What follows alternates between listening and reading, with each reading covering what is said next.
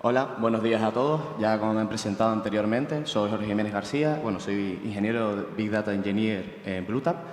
Y bueno, les vengo a presentar este proyecto de cómo poder detectar noticias falsas con redes de neuronas recurrentes. Y os quiero presentar, bueno, un pequeño índice, ¿vale?, en el cómo va a ser toda esta presentación y cómo va a ir guiada. Quiero hacer una pequeñita introducción para que me conozcan un poquito más, no solamente que me vean aquí y no sepan nada mucho más de mí. Vamos a hacer una pequeña introducción y vamos a ir desarrollando cómo sale la idea del proyecto y cómo vamos a plantearla y crear ese tipo de redes de neuronas y poder detectar noticias falsas. Y por último, sacar esas conclusiones con los modelos que vamos a crear. Pues como os he mencionado, soy Jorge Jiménez García, llevo 1 año y 4 meses trabajando para Bluetooth como ingeniero de datos y soy una persona que tiene mucha curiosidad y mucha curiosidad básicamente por la inteligencia artificial, deep learning y las redes de neuronas, que es un campo nuevo y innovador que todo el mundo al final quiere un poco más conocer y saber qué lleva y qué esconde. Entonces, comencemos. ¿Cuándo surge la idea de plantearnos esa fake news, ese detector?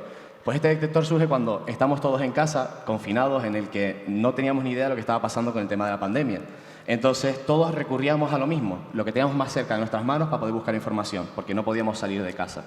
Entonces, recurríamos a WhatsApp, Facebook, Twitter, cualquier tipo de red social, Instagram, TikTok, para poder recurrir a ella y sacar algo de información. Pero todo lo que leíamos, o la gran mayoría de cosas, podían ser reales como falsas.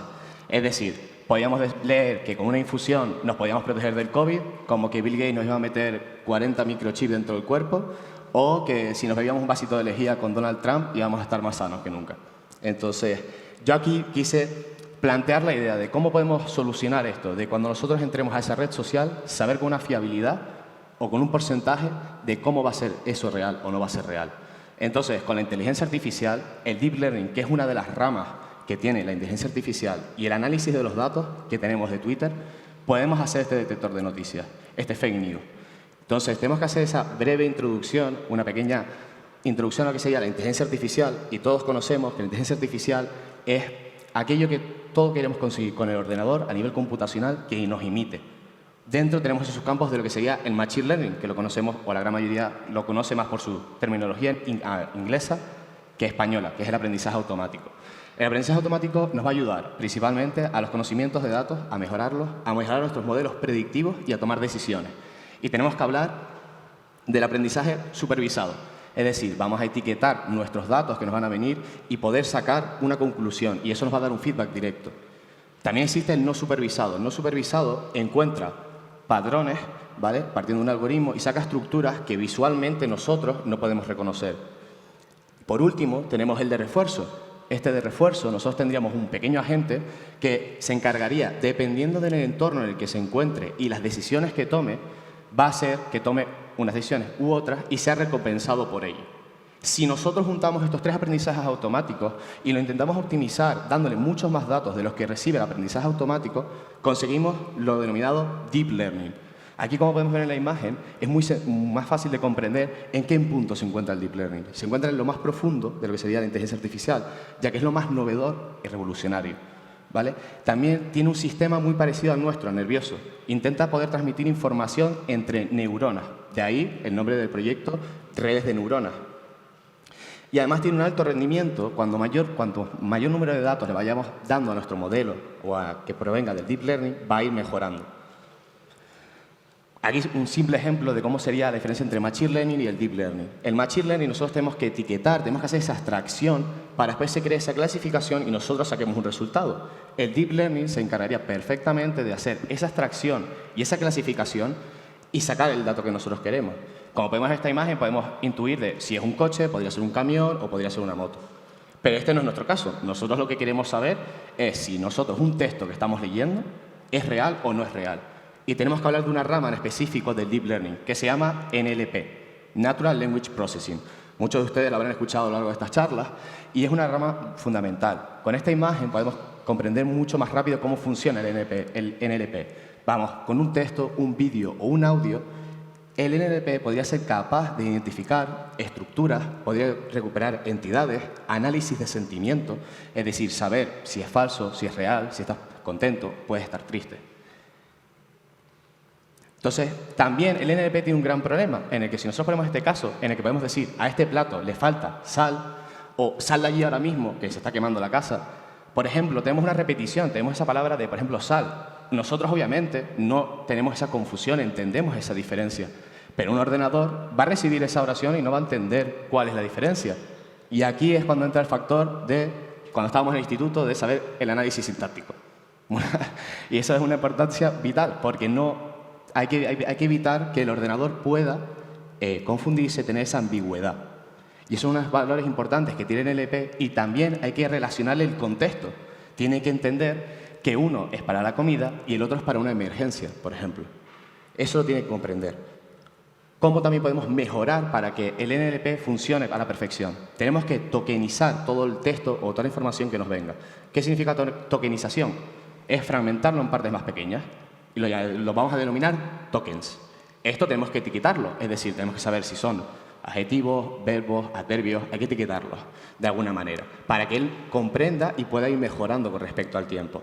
También nos tenemos que quedar solamente con la raíz de las palabras, porque va a ser mucho más eficiente a que si tenemos las derivadas de las palabras o con los gentilicios de las palabras. Y por último, tenemos que eliminar, que se llaman en inglés las stop words, que son palabras que no nos aportan información para las oraciones. Y con todo esto, podemos ya empezar a plantearnos cómo va a funcionar esa red neuronal. ¿Y qué es una red neuronal? Pues básicamente es la manera en que nosotros podemos conectarnos entre nodos y transmitir esa información. Estos nodos los vamos a denominar neuronas. A nivel computacional, ¿vale?, nos quedaría de esta manera. Nosotros podemos tener una entrada de capas, podemos poner el número n que nosotros queramos de entrada y un número también n de salida. En nuestro caso, lo más parecido va a ser a este tipo de red neuronal. ¿Por qué? Porque solamente queremos una única salida. Queremos saber si la noticia que estamos recibiendo o que estamos leyendo es real o es falsa. ¿Cómo se conectan estas neuronas? ¿Cómo vamos de una a la otra?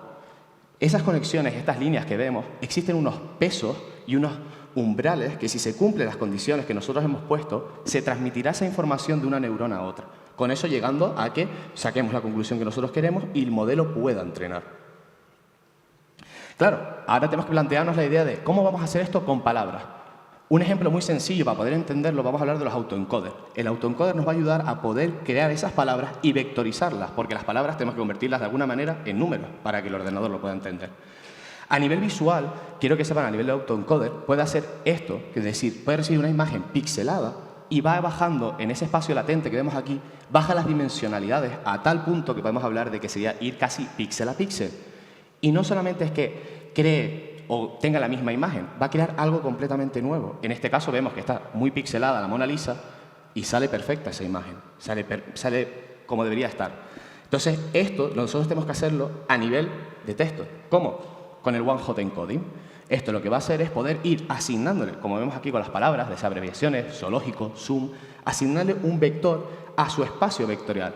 Y ese espacio vectorial sería ese contexto del que nosotros hemos mencionado anteriormente para que no se confunda nuestra máquina y comprenda de lo que estamos hablando o del contexto en el que nos encontramos. Tenemos que hablar de las redes neuronales recurrentes, porque de esto va el proyecto. ¿Por qué son las recurrentes y no es una red neuronal simple? Porque existe la memoria interna. La memoria interna es ese proceso en el que esta red neuronal es capaz de acordarse de lo que hizo anteriormente. Por eso es una de las más importantes y por eso las tenemos que utilizar. Son muy robustas y al tener ese momento de poder tener ese recuerdo, la siguiente decisión que vayan a tomar va a ser mucho más precisa. Pero no vamos a hablar solamente de una red neuronal específica. Vamos a hablar de las LSTM, que vienen de un término anglosajón que se llama Long Short Term Memory, ¿vale? Este proceso son muy diferentes a las recurrentes. Como podemos ver en esta imagen, se ve mucho más sencillo. La primera imagen es la que os enseñé anteriormente, con todas esas capas de entrada, con una capa oculta y la capa de salida. Las recurrentes tenemos eso que está en el medio, que sea esa manera de poder tener la memoria. Y el último que tenemos es esa manera existe, que es la diferencia con las recurrentes, es la puerta de olvido. Es capaz de saber si el movimiento o la decisión que tomó es más óptima que la anterior. Y si esa decisión es mejor, se olvida y continúa. Y sigue estudiando y sigue memorizando y sigue mejorando lo que sea esa red neuronal. Por eso es tan importante utilizar esas LSTM. Entonces ya a partir de aquí es cuando tenemos que plantearnos ese problema. ¿Qué podemos hacer para detectar esas noticias falsas y poder pararlas? Pues lo primero, vamos a utilizar una red neuronal LSTM y vamos a entrenarla. Para entrenarla, ¿qué necesitamos? Muchos datos. ¿Datos? ¿De dónde los vamos a sacar? De Twitter, porque es la que queremos intentar analizar y poder sacar esa fiabilidad. Y por lo tanto también tenemos que analizar esos datos que estamos sacando de Twitter para saber si van a ser útiles o no nos van a ser útiles. Entonces, antes de comenzar y ya meternos en el fregado, vamos a hablar de las herramientas utilizadas. Obviamente, vamos a utilizar Python, no creo que les sorprenda a muchos. Vamos a utilizar la API de Twitter. Y lo que he mencionado anteriormente es el lenguaje de poder traducirlo del texto a lo que sería al lenguaje de máquina. Tenemos que utilizar una librería muy importante que se llama NLTK, Natural Language Toolkit. Utilizaremos también Matplotlib y Seaborn, que nos va a ayudar para poder representar gráficamente los datos y poder analizarlos mucho mejor. Utilizaremos Google Colab porque nos va a ayudar a poder tener procesadores gráficos en la nube. Vamos a poder tener todos nuestros repositorios de información en la nube y no tenemos que gastar recursos propios, que al final es una de las mejores herramientas para no tener que estar sobrecargando nuestro propio ordenador. Y obviamente tenemos que utilizar TensorFlow y Keras para entrenar estos modelos y utilizarlos. Vale. ¿Cómo vamos a crear o vamos a sacar esos datos? Porque obviamente no hay una fiabilidad cierta o plena para poder sacar estos datos. No hay un repositorio. Entonces, consideramos sacar determinadas cuentas de Twitter, tanto reales, falsas, ¿vale? En las que se van a basar principalmente las reales de las falsas por su veracidad.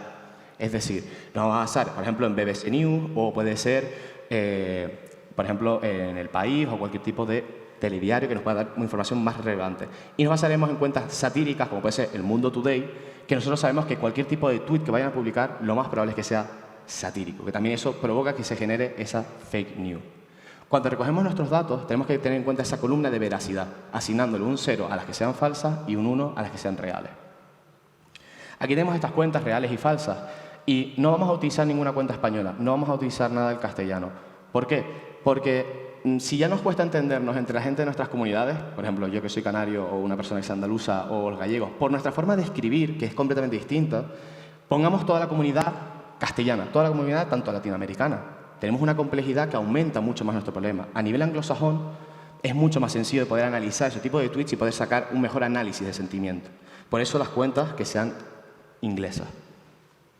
Al final, cuando recogemos todos estos datos, estamos recogiendo 1000 tweets de cada cuenta. Hay muchas cuentas que no llegan a esos 1000 tweets, pero intentar conseguir 1000 tweets de cada cuenta y los quedaría guardados así de esta manera.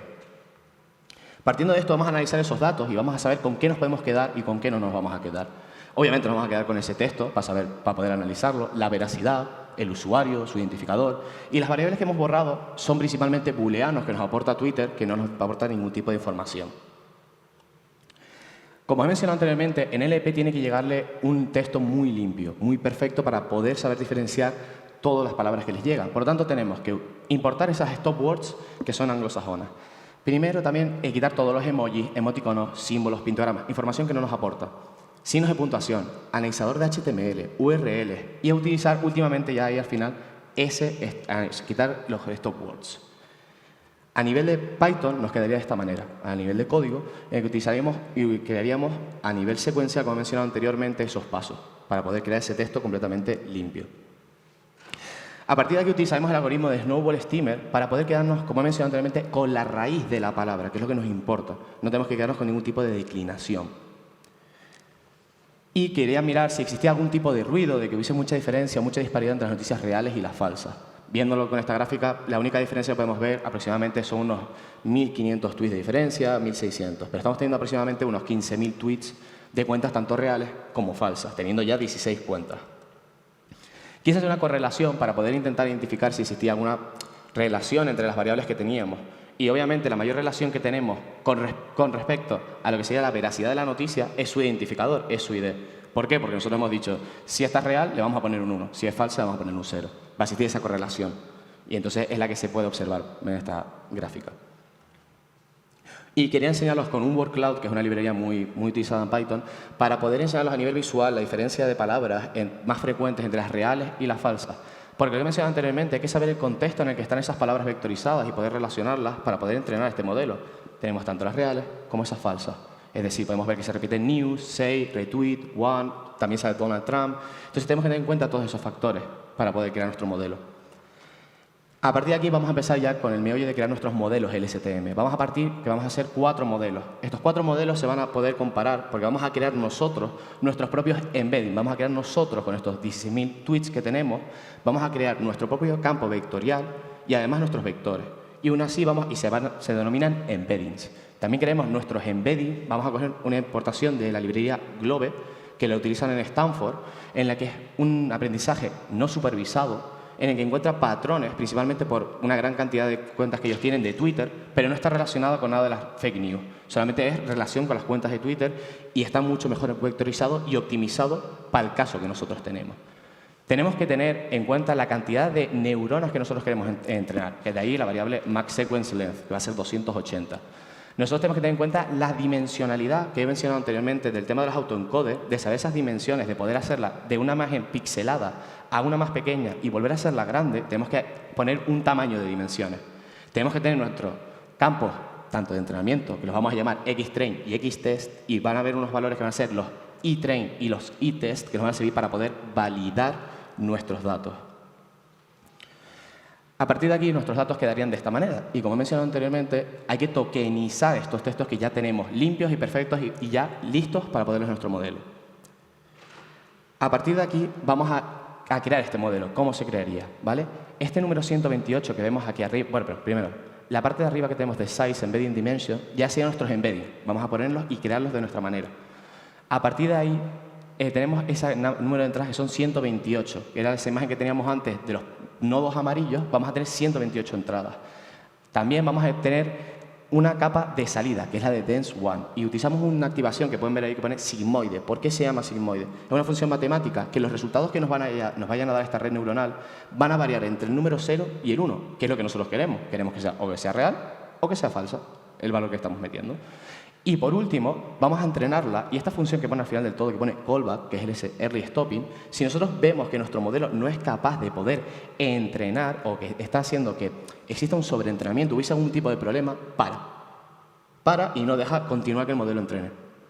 Entonces, nosotros ya después de haber entrenado este modelo, vamos a sacar unas métricas, las de pérdida y precisión, que son las más importantes. La línea azul va a ser la de entrenamiento y la línea naranja es la de testeo. Podemos comprobar en la precisión que hay una disparidad brutal. Hay una disparidad que estamos viendo que en el nivel de entrenamiento y testeo hay una diferencia muy grande. Entonces, consideré que lo mejor sería probar vamos a conseguir 3.000 tweets de cuentas completamente distintas a las anteriores y vamos a probar con una matriz de confusión el resultado que nos va a dar. Si va a ser algo que solamente en el entrenamiento está fallando, pero en el momento de la verdad puede mejorar. Cuando hacemos esta matriz de confusión, podemos comprobar que tenemos un 50-50. Está haciendo una predicción completamente aleatoria. No sabe diferenciar bien, tal vez, las noticias reales de las falsas. Entonces, vamos a probar, tal vez, a mejorarlo, no con nuestros embeddings. Vamos a utilizar los de Globe. Vamos a ver si esto mejora con el entrenamiento. El modelo es el mismo número de entradas, mismo número de salidas. A partir de aquí vemos esa precisión y el tema de pérdida. La precisión es mucho más cercana, se parece mucho más entre el entrenamiento y el testeo. Esto es lo que nos sirve, porque ahí vemos que, oye, pues tiene mejor pinta que utilizar nuestros embeddings. Vamos a probar con esa matriz de confusión. Estamos viendo que no, otra vez, o ese 50-50. Hay una predicción ahí aleatoria que no está cumpliéndose. Al principio pensábamos que podía ser por nuestros embeddings, pero tal vez el problema puede ser el número de entradas. Habrá que meter tal vez más entradas para que pueda mejorar nuestro rendimiento. Por eso vamos a crear este segundo modelo, en el que vamos a meterle mucho más número de entradas. Vamos a cambiar nuestra funcionalidad de que cuando estemos entrenando nuestro modelo no se va a parar. Vamos a dejar que entrene, que llegue hasta el final. Y vamos a utilizar una función que se llama Reducing Learning on Plateau. Lo que él va haciendo durante ese entrenamiento es poder optimizar y va a ir mejorando esos rendimientos dentro del modelo, ya sea esas entradas y esas salidas dentro de nuestra red neuronal, para que el resultado varíe y pueda entrenar y pueda mejorar. Y por último, no vamos a coger cantidades más pequeñas, vamos a intentar coger cantidades tal vez más grandes, que nos pueda ayudar para nuestro corpus y mejorar. Cuando estamos aquí ya vemos que ha pasado 15 épocas y estamos viendo que el entrenamiento está teniendo un 100%. O sea, no falla. Es algo imposible. Esto no puede ser que en el entrenamiento tengamos un 100% y cuando lleguemos a la verdad, al testeo, estemos en un 90%. Aquí hay algún problema. Entonces, vamos a hacer esa matriz de confusión y vemos que no. Sigue siendo una predicción completamente aleatoria. Pues lo más probable es que pueda hacer las entradas. Yo creo que el problema está en nuestro embedding, en nuestro corpus. No es capaz, nuestro espacio vectorial, o tiene que ser muy pequeño y está recibiendo valores que no los ha visto nunca antes y provoca que sean falsas. Que él detecte que como no lo ha visto, no lo ha entrenado, Pues es falso, no me lo creo. Pero vamos a probar con Globe, va a tener muchos más valores, va a tener muchas más probabilidades de que pueda encontrar una relación. Con el mismo modelo, es decir, vamos a tener esa entrada de 128, 64, 32 y una final de 1, para poder saber qué salida queremos, si va a ser real o va a ser falsa. Vemos en nuestra precisión y en nuestra pérdida que ha mejorado mucho más, es decir, hay determinados picos en determinadas zonas, pero en la última época estamos viendo que la disparidad que hay no es tan grande, que es aceptable. Vamos a probar con esa matriz de confusión. Tal vez ya ha mejorado mucho más nuestro modelo y puede ser mucho más óptimo. Y no, la matriz de confusión nos vuelve a dar ese error. Pues lo más probable es que no sea el tema de los embedding, pueden ser el número de puertas. Vamos a analizar entonces nuestro tercer modelo. Vamos a ir al primero, vamos a dejarlo con las 128 entradas que tenemos y esas 280 neuronas. Vamos a dejarlo igual. Pero vamos a utilizar un nuevo término que se llama los regularizadores de kernels o los regularizadores de núcleos. Estos regularizadores de núcleos lo que va a utilizar es que va a ir variando lo que mencioné anteriormente, esas conexiones entre nodos. Va a ir variando los pesos y los umbrales para que nos pueda dar otra aportación y pueda recorrer otros nodos que no ha querido recorrer antes durante su entrenamiento. Vamos a utilizar, obviamente, primero nuestros embeddings para ver los resultados, porque ya que estamos utilizando los nuestros, vamos a llegar hasta el final. Pues podemos ver que la curva es mucho, o sea, la diferencia es mucho mayor, está siendo mucho más dispar. Pues si nos ponemos otra vez con la matriz de confusión, podemos comprobar que estos resultados, otra vez, está dando ese 50-50 que no podemos detectar cuál es real y cuál es falsa, por qué está pasando este problema.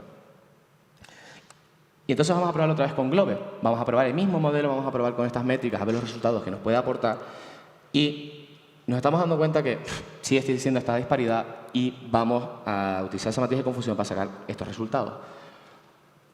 ¿Qué es lo que podemos plantearnos? Creemos que el corpus no es el suficientemente, o ese espacio vectorial no es el suficiente para poder representar todo lo que necesitamos. Entonces vamos a introducir 16.000 nuevos datos, vamos a tener 32.000 datos. Vamos a mejorar nuestro corpus. ¿Vale? Vamos a hacer una mezcla de todos los modelos que hemos visto anteriormente. Vamos a meterle todas las cantidades de entradas que teníamos, 128, 64, 32 y una capa de salida.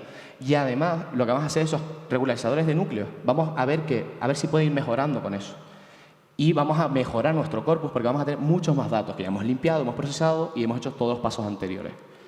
Cuando lo hemos entrenado, oye, pues ha ido mucho mejor. Es decir, no tiene que ser tan sencillo nuestro modelo, tal vez tiene que tener esas complejidades, esos números de puertas y poder ir mejorando y sus rendimientos a lo largo de los entrenamientos. Cuando hacemos esa matriz de confusión, nos vuelve a dar otro 50-50. Estamos viendo que aquí hay algo que, con estos tweets que está recibiendo nuevos, no están tal vez en nuestro corpus y por eso haga ese 50-50, o puede ser el número de las entradas, ahí no lo sabemos. Ahí hay que seguir entrenando ese modelo con más datos, que es uno de los problemas que tenemos ahora mismo. Volvemos a hacerlo con el embedding de Globe y nos damos cuenta de que la precisión y la pérdida es muy parecida a nuestro corpus. ¿Por qué ocurre esto? Porque si volvemos a hacer esa matriz de confusión, vemos que está dando los mismos resultados que el anterior, con nuestros embedding.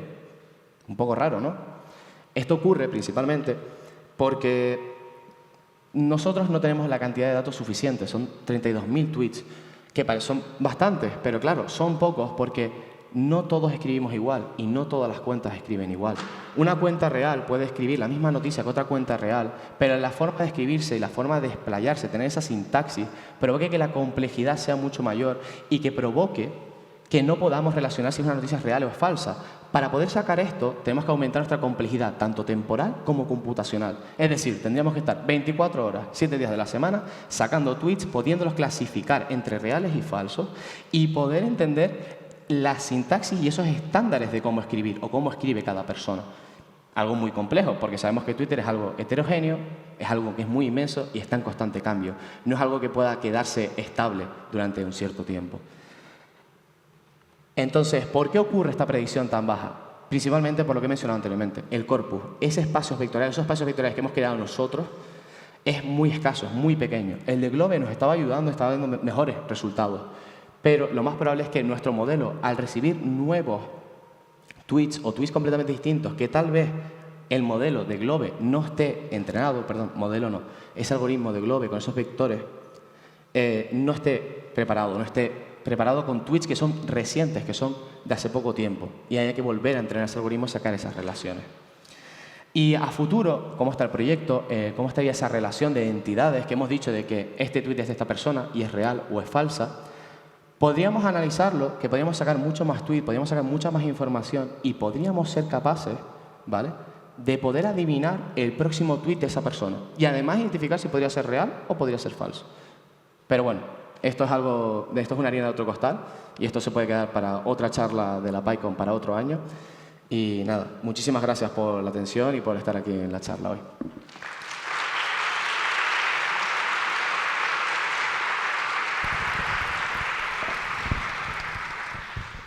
Muchas gracias, muy buena charla con un montón de contenido interesante. Ahora tenemos 5 minutillos para preguntas. Si queréis levantar la mano y compañeros pasan el micro. Por allá arriba tenemos una.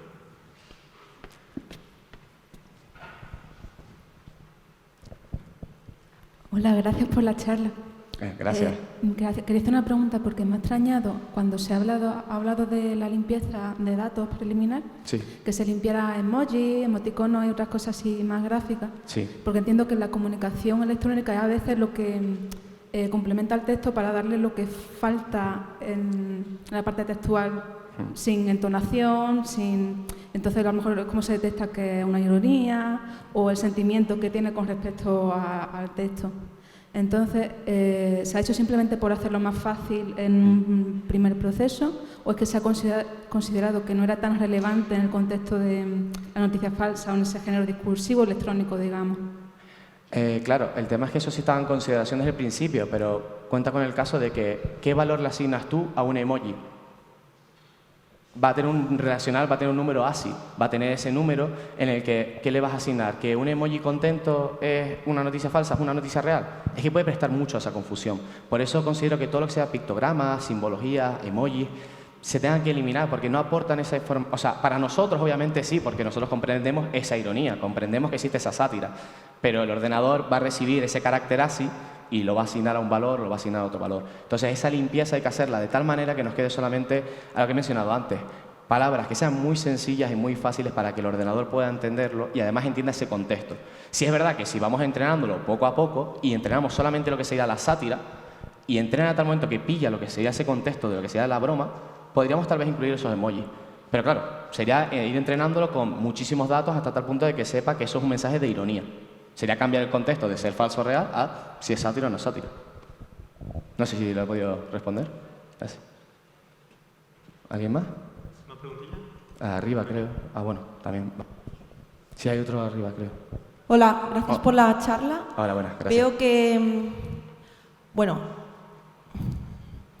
hay una charla, creo que es hoy o mañana, sobre explicabilidad, que usa los SAP Values. Quizá te pueda ayudar. Vale. Veo que no has aplicado explicabilidad ni cuantificación de la incertidumbre. A menudo no es la solución aumentar el conjunto de datos para saber qué está pasando. Claro, Y mi pregunta también, o sea, la pregunta que tengo es, ¿por qué solamente estamos mirando medidas de métricas como accuracy para entender la calidad del modelo? Vale, teníamos que mirar principalmente la accuracy o lo que habría debajo de la curva de ROC y me parecían valores estadísticos tal vez que para gente que tal vez no tiene mucho conocimiento de estadística no quería meterlo porque puede ser muy pesada, pero esas métricas nos pueden servir para básicamente saber cómo está evolucionando este modelo y saber por dónde puede estar fallando y por dónde estar cogiendo esos fallos. Solamente, por ejemplo, mirando la precisión es uno de los valores que estamos diciendo de que, oye, pues está acertando más en el entrenamiento o ya puede ser eso, en la pérdida o en el fallo. Y nosotros, por ejemplo, he puesto eso de la accuracy, el AUC, básicamente, para ponerlo debajo de la curva de ROC. Ahora mismo no lo tengo aquí porque no es mi portátil, pero la curva de ROC, cuando la analizamos después de esa AUC, lo que estamos viendo es que muchas de las curvas, o lo que estamos viendo en esa representación, es que se está haciendo muy plano. Esos datos no nos están ayudando. No sé si te estoy ayudando mucho con la respuesta. De la explicabilidad de los datos. Vale, es que no entendí mucho, es que se acoplaba y no te escuché mucho, lo siento. No sé si es eso, ¿vale? Perdón. Creo que había otra persona arriba también, pero Había no. una primero por allá arriba. Pero no sé si va a llegar el micrófono. Sí, pues. No sé. ahí está la chica del micrófono. Vale. Pues, Sí. pásala aquí, compañero. Buenas. Hola, buenas. Muchas gracias por la presentación. Gracias. Ha estado genial. Gracias. Mi pregunta es, parecía que teníamos problemas de overfitting a medida que aumentamos la complejidad del modelo Sí. y solo hacíamos aumentar más la complejidad del modelo. ¿No puede ser que debamos reducirla un poco? Reducir la complejidad del modelo. Cuando estaba hablando de los regularizadores de kernel y demás, estabas mencionando. No, al final, cuanto mayor complejidad le metamos en ese sentido, de poder ir optimizándolo poco a poco, va a hacer que nuestro modelo rinda mucho más. Si, por ejemplo, no hemos metido esos regularizadores de kernel, no hemos metido esa función de callback, de ese reducing running on plateau, nuestro modelo cuando esté entrenando, lo más probable es que no mejore, sino que vaya tal vez empeorando. Entonces, intentando metiéndole esos medios apuntes y vamos metiéndole esas diferencias, va a hacer que nuestro modelo vaya mejorando mucho más, porque cuanto mayor sea complejo ese modelo, los resultados van a ser mucho más eficientes, van a ser mucho más precisos. Casi lo dejamos con los modelos sencillos y simples. Y eso se va demostrando cambiando esos modelos y probando nuevos resultados. Y analizando básicamente esos datos que nos den principalmente en el entrenamiento y en su testeo. No sé si... Sí, pasa gracias. que... Gracias. Y delante, ¿no? Y otra. ¿Hay otra más? Y allí a la izquierda. Vale, después de esa ya terminamos el turno. Vale. ¿Me llaman? Bueno, sí, como quieras.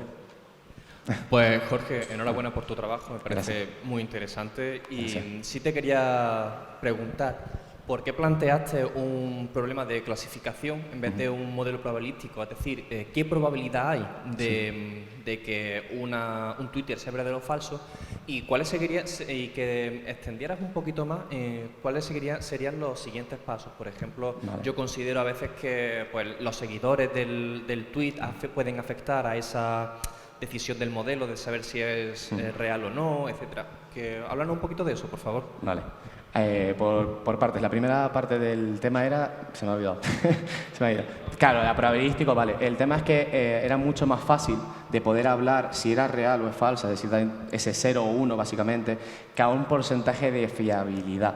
Porque ese porcentaje de fiabilidad también tienes que basarlo en qué. Es decir, tenemos que tener esos datos de poder decir, sí, tenemos toda esta probabilística, sabemos que existen todos estos valores y pongamos que tenemos 3.000, 4.000, 5.000 datos que sean reales. Sabemos que esos 100 van a ser falsos.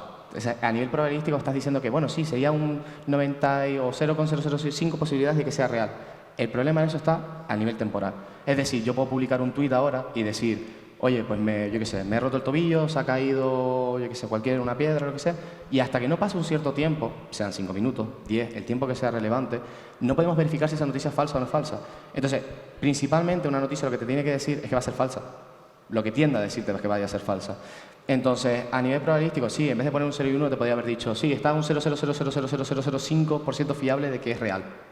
Pero creo que si te pongo que es un 0,00005% de que es real, no te va a hacer tanta gracia, ¿es real o es falso? Entonces, si nosotros mejorásemos nuestro modelo, llegase a un punto determinado en el que con esos servidores, que pudiésemos tener esa complejidad, poder guardar esos datos, seguir entrenándolo, seguir mejorando y analizar esos datos y esos resultados, pues podríamos tener ese modelo perfecto y poder decir, vale, es real, a partir de aquí, ¿con qué fiabilidad podemos dársela al usuario? Pero en ese momento en que nosotros podamos decir, sí, yo le he metido 2.000 cuentas de Twitter que sabemos que son reales y me está diciendo que las 2.000 son reales o falla en un X%, el que sea. En ese fallo, ahí es cuando podríamos dar ese porcentaje de fiabilidad. Entonces, ahí sería la idea. Nada, gracias. Y bueno, creo que había, no sé si... Vamos. Una última pregunta por allí. Allí, bueno, allí o aquí, es que están justamente los dos, no sé, da igual. Me es indiferente. O sea, si quieres tú que estás más cerca, ya es cuando estés La más... mía es muy rápida, Vale. Es del setup sobre todo. Ah. ¿Cómo hiciste para bajarte tantos, o sea, con TweetPy? Sí. TweetPy, ¿no? Sí, ¿Cómo TweetPy, hiciste sí. para bajarte tantos tweets? O sea, porque yo creo que como que tiene límites, o sea, hiciste algo No, o sea, cuando... Mira, te lo... o pagando a Twitter para que te dejara bajarte más. No, o sea, cuando tenemos esta parte del código, nosotros cuando estamos inicializando, aquí, ¿vale? Nosotros ponemos ese número de count, ese número de la cantidad que nosotros queremos. Entonces, yo podría haber puesto, si querías, 30.000, 40.000, 50.000, 60.000 de números de tweets que saques de esa cuenta. De la cuenta que tú quieras. Claro, porque la gracia que tiene todo esto es que tenemos que elegir las cuentas, porque imaginémonos que, claro, tú publicas una noticia, yo publico otra persona publica otra cuenta. Al final esto es tan recursivo que no podemos saber cuántas cuentas son reales y cuántas son falsas. Entonces tenemos que acotar ese campo. ¿Cómo lo acotamos? He preferido coger la sátira. Algo que sea más cómico, que sea más cómico y sea más fácil de detectar. Porque al final, el que tú lo escribas o yo lo escriba, se tiene que basar en que nuestro modelo identifique y sepa cómo escribes tú y cómo escribo yo. Y poder saber si es real o es falso. Vale, muchas gracias. Nada, de nada. Ya está, creo que es el último y... La última ya. Hola, bueno, lo primero darte las gracias por la charla, que es gracias. súper dinámica, súper bien. Y mi pregunta más por cómo está formulado el problema que por cómo lo resuelves, que está muy bien detallado todo. A mí por lo menos me cuesta reconocer muchas veces si una noticia es falsa, si es verdadera, si no tengo el contexto adecuado de lo que habla. Sí. Eso es lo primero. De hecho, incluso casi que me cuesta a veces distinguir un clickbait de lo que no es un clickbait. Claro. Porque vas rápido, vas leyendo, tal. Sí. Y por lo que tengo entendido en el problema, tú intentas descubrir una sintaxis, una forma de escribir inherente a esa fake news y que se distingue perfectamente de la que no es fake. Sí. Entonces, yo realmente me pregunto hasta qué puntos, a qué límite puedes tener eso realmente, más allá de lo que estás consiguiendo aquí. Porque quizás faltaría información de sentiment, como lo que planteaban en la primera pregunta, de los emoticonos, del tipo de interacciones que tiene ese tweet, de qué otras fuentes le dan retweet, qué otras fuentes le dan fab, quiénes le contestan, quiénes no. O sea, creo que es simplemente comentarlo, ¿no? Que cuáles son tus opiniones en eso. A ver, es que... la información que podría faltar de ahí. Guardar silencio mientras hacen las preguntas, ¿vale? Gracias. Nada, muchas gracias por la pregunta. Nada, el tema sería plantearlo de que consideré, como había que acotarlo, porque es verdad que dices que muchas veces cuesta diferenciar un clickbait del que no sea uno real. Si es verdad que, por ejemplo, el clickbait que intenta hacer, que con 3 palabras que tú leas, ya entres. Una real también te va a conseguir con 3 letras o 3 palabras, conseguir que tú entres. Pero es verdad que tal vez la real se explaya un poco más, tiene una mejor forma de expresarse. Tal vez tú en una falsa o una real podrías diferenciarlo porque, por ejemplo, hay faltas de ortografía, habría falta de sintaxis, no se ha escrito bien. Ahí puedes sacar esas conclusiones, podrías sacar una relación de decir, oye, pues las personas que están publicando principalmente fake news, oye, pues no escriben bien determinadas oraciones, no lo saben hacer bien. Entonces ahí puedes sacar algún tipo de patrón para poder identificar las que son reales de esas falsas. El planteamiento es otra vez el mismo, es dependiendo del objetivo que queramos y tienes que acotar ese campo porque Twitter es muy grande, es lo que he comentado anteriormente, es muy heterogéneo. Por lo que encima lo hemos acotado a que será en inglés, que es porque la estructura es mucho más sencilla, pues imagínate nosotros que somos más graciosos que nadie, que tenemos formas de hablar y escribir. Intenta analizarlo y sacar una predicción de eso. Necesitamos esos recursos computacionales y temporales. Cuanto mayor tengamos o mayor tiempo tengamos para poder analizar y entrenar ese modelo y sacar un buen corpus, ese espacio vectorial y relacionarlo, se podría sacar. Pero faltaría ese tiempo y a nivel computacional para poder sacarlo. Así que nada, gracias. Nada, muchas gracias a todos. Gracias.